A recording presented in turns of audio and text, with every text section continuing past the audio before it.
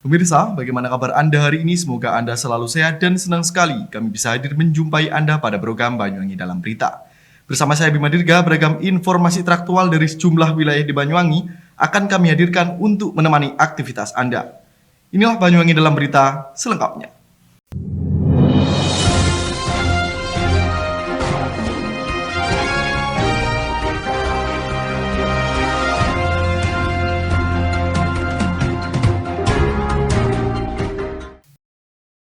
Mengawali berita hari ini pemirsa, Perhimpunan Hotel dan Restoran Indonesia PHRI melangsungkan hearing bersama DPRD Kabupaten Banyuwangi pada Selasa siang. Hal ini dilakukan tak lain guna mencari solusi agar sejumlah hotel dan restoran tetap berjalan dan tidak terancam tutup. DPRD Kabupaten Banyuwangi bersama Perhimpunan Hotel dan Restoran Indonesia PHRI Banyuwangi pada Selasa siang 24 Agustus 2021. Bertempat di ruangan rapat khusus kantor DPRD Kabupaten Banyuwangi, melangsungkan kegiatan hearing atau dengar pendapat terkait adanya perpanjangan PPKM di seluruh Indonesia. Diadakannya kegiatan hearing ini tak lain guna bersama-sama untuk mencari solusi agar sejumlah hotel dan restoran dapat tetap berjalan dan tidak terancam tutup dan gulung tikar. Pada berlangsungnya rapat dengar pendapat ini, Wakil Ketua 1 Muhammad Ali Mahrus dan Wakil Ketua 2 Michael Edi Haryanto memimpin berlangsungnya kegiatan ini. Selain itu pada kesempatan ini juga nampak hadir jajaran anggota DPRD Kabupaten Banyuwangi, instansi terkait, Kepala Dinas Kebudayaan dan Pariwisata M. Yanuarto Bramuda, Kepala Dinas Kesehatan Dr. Wiji Lestaryono, serta beberapa organisasi perangkat daerah lainnya. Saat hearing berlangsung, Ketua PHRI Banyuwangi Jainal Mutakin mengatakan, akibat dampak pandemi dan PPKM yang diterapkan oleh pemerintah ini, membuat sejumlah hotel dan restoran di Banyuwangi selama 2 tahun mengalami kekurangan pendapatan. Sehingga dengan ini PHRI Banyuwangi meminta kepada pemerintah, legislatif maupun eksekutif Kabupaten Banyuwangi memberikan saran dan solusi agar hotel dan restoran di wilayah setempat dapat beroperasi. Ya, makanya kita secara bersama-sama tadi kita tidak adalah menyalahkan siapa, menjudge siapa, kita mencari solusi aja. Satu solusi yang didapat dari Dinas Pariwisata tadi adalah melakukan meeting di hotel, sudah diizinkan dengan kapasitas 50%. Terus kemudian harapan kami juga penerangan untuk lampu itu akan dikoordinasikan juga, kalau bisa tidak mati 100%, mungkin 50% harapan kami. Sehingga tidak menambah ketakutan atau kecemasan kepada masyarakat. Sementara itu Kepala Dinas Kebudayaan dan Pariwisata Banyuwangi M. Yanuarto Bramuda mengatakan, mengenai pembukaan wisata, pihaknya belum bisa memutuskan hal tersebut. Pasalnya kebijakan yang selama ini diterapkan merupakan wewenang pemerintah pusat. Meski demikian, demi keberlangsungan hotel dan restoran yang ada di Banyuwangi, pihaknya akan berupaya untuk mendorong kegiatan di hotel dengan cara seperti rapat dinas ataupun meeting yang berlangsung di hotel. Sehingga dengan ini diharapkan para pelaku hotel dapat sedikit bernapas lega. Ya, yang pertama tentu PRI sudah kita berikan link ya khusus untuk teman-teman yang terdampak untuk diberikan bantuan sosial yang pertama. Yang kedua adalah kita mendorong PRI tetap bertahan lah. Saya yakin ini kita September Oktober akan bergerak bagus karena beberapa tamu sudah menghubungi pemerintah daerah untuk studi banding ke sini. Capaian-capaian prestasi kan menambah keyakinan orang ingin datang. Hanya kan mobilitas masih dibatasi, itu aja. Yang selanjutnya adalah kita juga mendorong adanya rapat-rapat. Tadi beberapa teman-teman DPR juga sepakat rapat-rapat nggak hanya tergantung di ruang-ruang ini, tapi mendorong hotel bagaimana bisa berkembang, bisa berputar ya. Bisa rapat di hotel, melakukan pertemuan di hotel, dan itu akan nilai. Tentu hotel juga akan memberikan diskon. Saya kira ada win-win solution, yang penting bisa berputar dan hotel bisa bergerak, dan kita juga bisa mensupport hotel-hotel. Beberapa rapat-rapat sudah kita sepakatin untuk itu. Yang ketiga, saya kira hotel juga harus kita dorong menjadi brand ambassador ya. Kita harus menunjukkan bahwa hotel juga siap menerima wisatawan setelah PPKM, karena kita tahu bahwa hotel di Banyuwangi di samping sudah seluruhnya menerapkan protokol kesehatan, saya kira juga punya paket-paket yang menarik. Kalau kemarin kan sebelum PPKM kan terkenal hotel di Banyuwangi ini standar. Di banyak tempat sudah diskon habis-habisan. Tapi di Banyuwangi masih standar aja udah penuh. Nah mungkin agar menarik orang untuk mau datang nginep, dan di dalam Inmendagri boleh sampai 50% penginapan itu. Hal senada juga disampaikan Wakil Ketua 2 DPRD Banyuwangi Michael Edi Haryanto. Ia mengatakan pihaknya akan berupaya memberikan kelonggaran bagi hotel dan restoran di Banyuwangi, sehingga nantinya bisa dapat bertahan di masa PPKM. Selain itu, Michael juga menambahkan bahwa pihaknya juga akan berdiskusi dengan pihak-pihak terkait agar ada kelonggaran bagi hotel untuk mengadakan minimal 20% dari kapasitas. Kita membahas bersama-sama ya untuk mencari solusi yang baik, karena aturan ini bukan aturan dari Banyuwangi tapi aturan dari pusat. Kita saja sudah naik lagi atau turunkan level 4 lagi, padahal Satgas COVID-19 Banyuwangi sudah bekerja keras bersama-sama kami untuk menanggulangi, tapi tetap naik dari 3 ke 4 lagi. Ini cari solusinya yang terbaik untuk para PHRI ke depan, minta ada kelonggaran. Dan nanti kita akan berbicara dengan, kebetulan Polres tidak diundang, nanti kita akan berbicara bagaimana solusi terbaik untuk mengatasi persoalan-persoalan ini yang dikeluhkan oleh semua pemilik hotel dan restoran.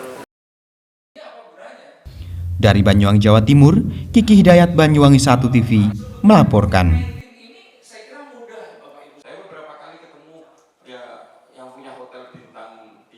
Guna percepatan vaksinasi COVID-19 di Banyuwangi, Jawa Timur, anggota DPR RI dari fraksi PDIP Sony T. Dana Paramita pada Selasa pagi menyalurkan sebanyak 300 dosis vaksin tahap pertama kepada masyarakat yang berada di Kelurahan Kampung Melayu, Kecamatan Banyuwangi. Guna percepatan vaksinasi COVID-19 di Banyuwangi, Jawa Timur, anggota DPR RI dari fraksi PDIP Sony T. Dana Paramita pada Selasa pagi menyalurkan sebanyak 300 dosis vaksin tahap pertama kepada masyarakat yang berada di Kelurahan Kampung Melayu, Kecamatan Banyuwangi. Selain untuk membantu percepatan vaksinasi, tujuan dari kegiatan ini juga tak lain guna memberikan pelayanan kesehatan kepada masyarakat, sehingga ke depan masyarakat dan negara segera dapat terlepas dari pandemi COVID-19. Sementara itu, pada kesempatan ini, Ketua DPC sekaligus Ketua DPRD Banyuwangi, Imade Cahyana Negara mengatakan, tujuan digelarnya kegiatan vaksinasi tersebut guna memberikan fasilitas kepada masyarakat yang belum sama sekali mendapatkan vaksinasi.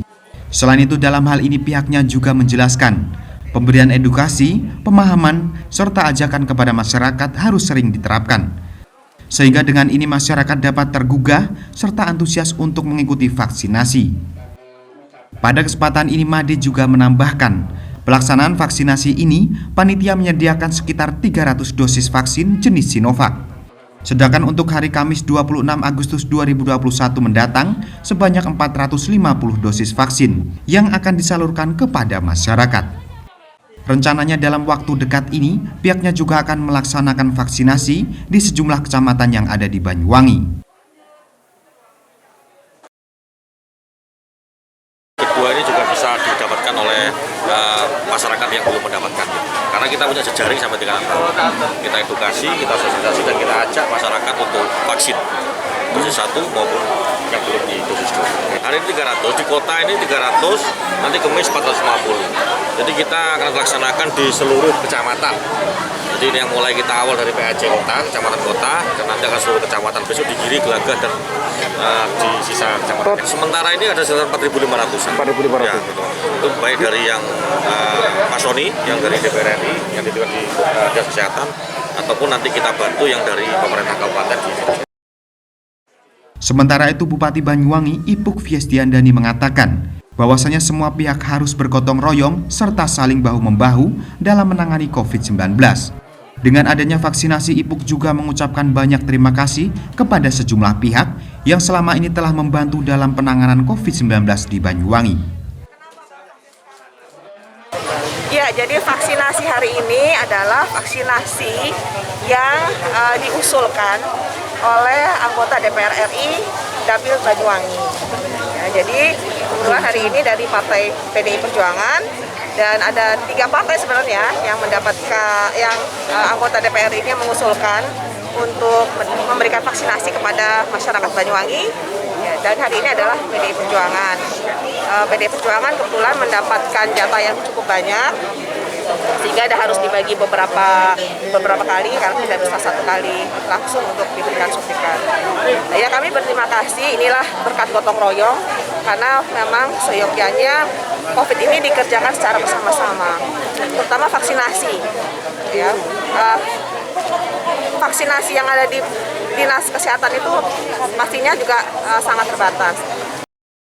Dalam hal ini salah satu warga Niwayan Cynthia Apriani juga mengucapkan banyak terima kasih kepada semua pihak yang telah menyelenggarakan vaksinasi ini. Selain mengucapkan terima kasih, ia juga mengajak masyarakat agar segera disuntik vaksin. Menurutnya vaksinasi itu wajib. Dengan ini Cynthia berharap ke depan pandemi di Banyuwangi segera usai. Baru pertama kali vaksin. Kenapa kembali vaksin? Baru sempat saya vaksin. Kan yang di sana waktu itu nggak dapat formulir penuh, nggak sakit. Semoga cepat hilang. Banyak yang mau vaksin juga karena vaksin itu wajib menurut saya. Dari Banyuwangi, Jawa Timur, Kiki Hidayat, Banyuwangi 1 TV melaporkan.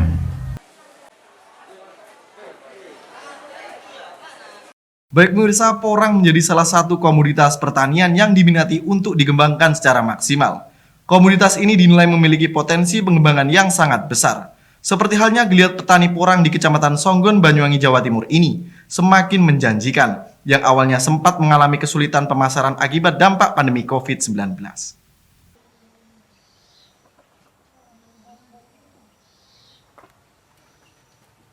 Pemirsa, beginilah umbi porang produksi dan umbi porang bibit milik warga petani Songgon, Banyuwangi, Jawa Timur yang siap dijual kepada masyarakat.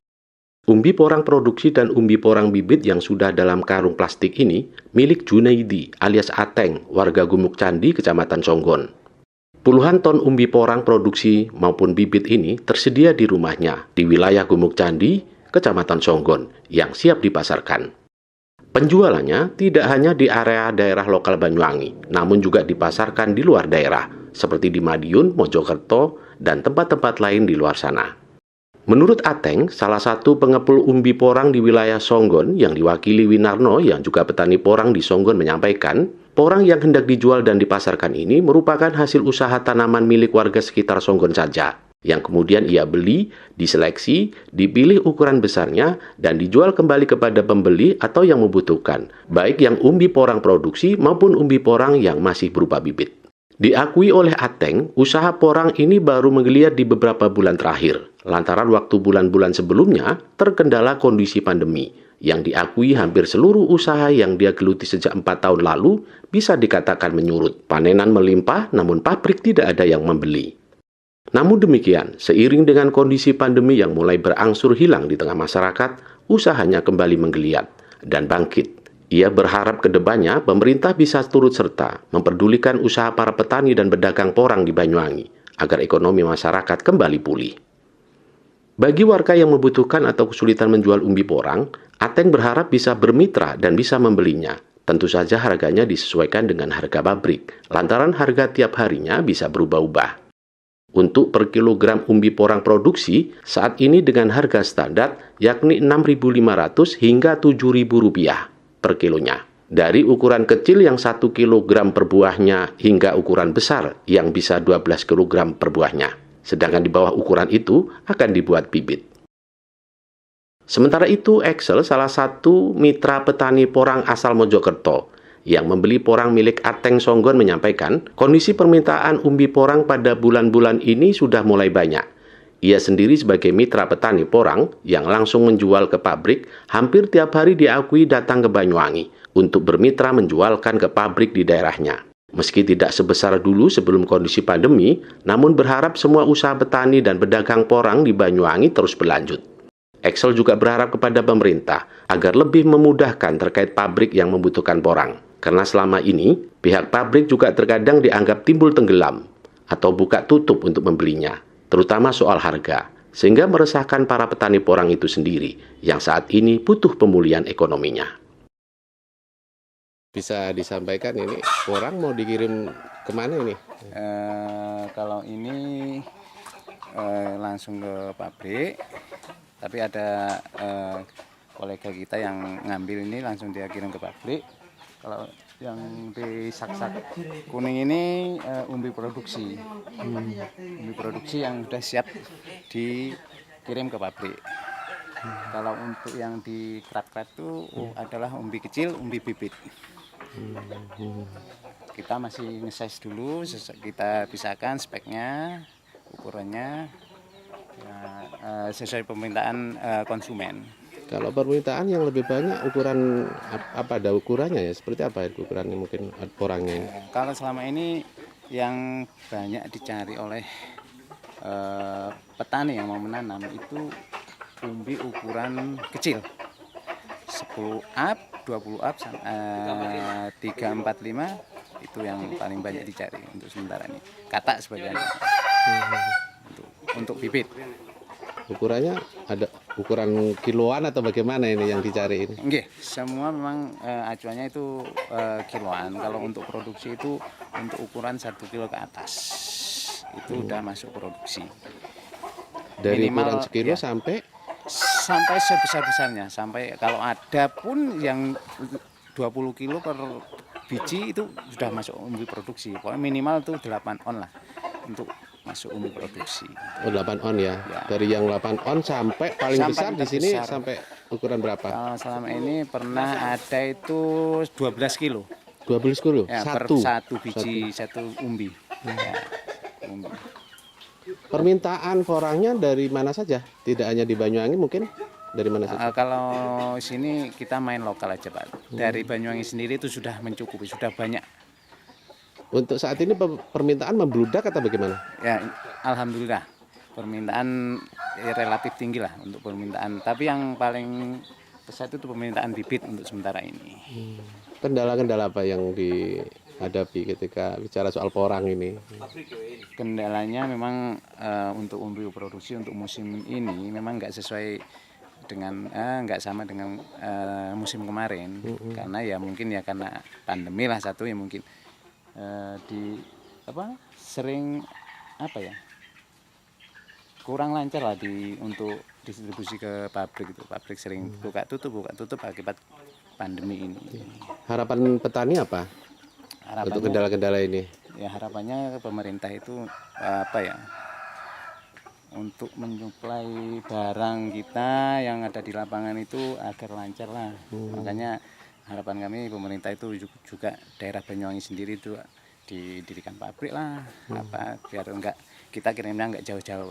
Sementara ini kan kita kirimnya ke daerah barat, daerah Madiun, Jombang, Mojokerto yang ada pabriknya kayak gitu. Kesulitan untuk mengirim ya. Iya. Kalau bisa ada satu tempat yang mungkin dipermudah, jadi satu gitu ya. Mas Excel, ini datang dari mana ini? Saya dari Mojokerto. Memang sengaja cari porang ya di Banyuwangi ya? Iya, saya sengaja cari porang dan saya partner sama Mas Junedi di Banyuwangi, Mas Ateng. Berapa kali dalam mungkin berapa hari, seminggu, sebulan? Saya 2 hari sekali. 2 hari sekali saya kerjasama sama Mas Ateng yang ada di Banyuwangi ini. Tiap kali pengambilan berapa banyak? Tergantung volume ya, paling minim 3 sampai 2 ton. Gitu. Tiap kali ngambil di Banyuwangi di rumahnya Mas Ateng ini ya? Betul. Berapa hari Mas? Kira-kira rata-rata lah? Ya sebenarnya jarak kita kan jauh, jadi ditempuh 2 hari sekali karena faktor perjalanan. Sebenarnya kalau permintaan 1 hari sekali ya bisa sebenarnya. Berhubung faktor jarak cukup jauh, jadi ditempuh 2 atau 3 hari sekali. Kalau kebutuhan porang sendiri di Mas Excel untuk ini dikirim kemana? Atau mungkin diolah sendiri Mas Excel di sana atau gimana? Porang ini kan dikirim ke perusahaan. Perusahaan itu dibikin chip. Chipnya itu nanti kirimnya ke luar negeri berbentuk chip kering, kan begitu. Jadi sementara ini petani porang ini memang berlomba-lomba untuk menanam karena porang ini mempunyai istilahnya kedepannya itu bagus untuk Lagi dibutuhkan. petani porang ya. Memang bahan baku ya. Terus saya lihat sekarang ini orang inilah yang mengangkat petani yang saya lihat sekarang ini karena adanya faktor pandemi seperti ini kan gitu. Ada kendala apa yang mungkin bisa disampaikan? Ini saya ke Mas Ateng ini mitra ya. Mitra jadi kerjasama untuk kemitraan untuk memperluas orang tersebut kan begitu. Kalau untuk kendalanya itu memang porang itu memang agak nilainya tinggi, jadi belum tentu petani-petani yang menengah ke bawah itu bisa menanam gitu loh. Siapa tahu ada semacam perhatian dari pemerintah dan lain semacam itu biar porang ini bisa sama rata untuk menanam. Kalau kondisi harga saat ini berapa ini, Mas? Kalau harga sekarang ini memang grafiknya itu tidak menentu karena faktor pandemi yang ada. Jadi kalau untuk harga itu mungkin standarnya kapasitasnya itu yang bisa mengatur itu perusahaan. Jadi kalau Fluktuatif ya? Iya. Tapi kondisi barang di mana? Membanjir, lagi panen atau bagaimana saat ini? Kalau sekarang ini petani malah mengalami penurunan, dalam arti penurunan perusahaan yang buka tutup faktor pandemi ini. Jadi transaksi kurang stabil.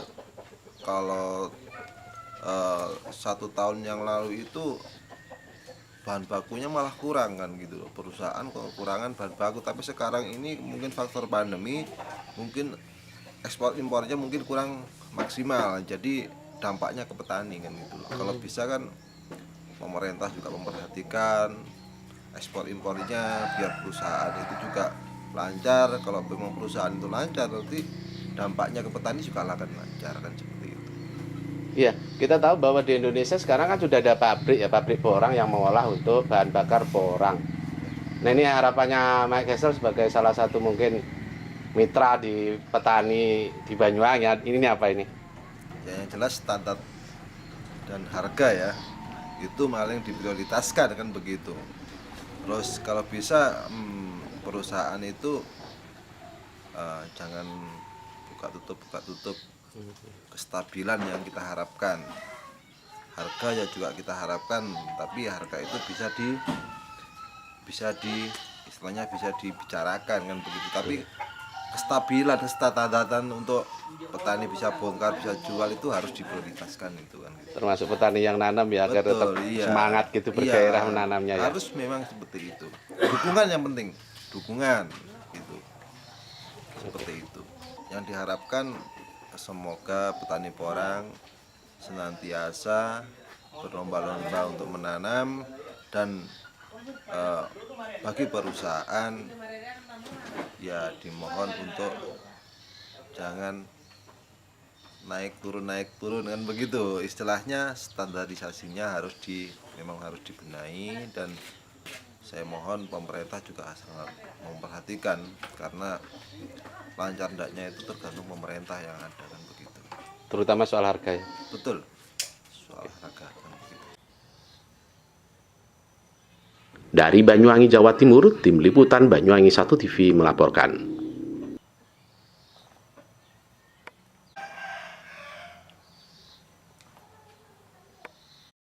Baik pemirsa, berita tadi sekaligus menutup perjumpaan kita pada kali ini. Dan jangan lupa untuk tetap patuhi protokol kesehatan yakni 3M. Memakai masker, mencuci tangan, dan menjaga jarak. Saya Bima Dirga beserta kerabat kerja yang bertugas pamit undur diri. Tetap jaga kesehatan dan sampai jumpa.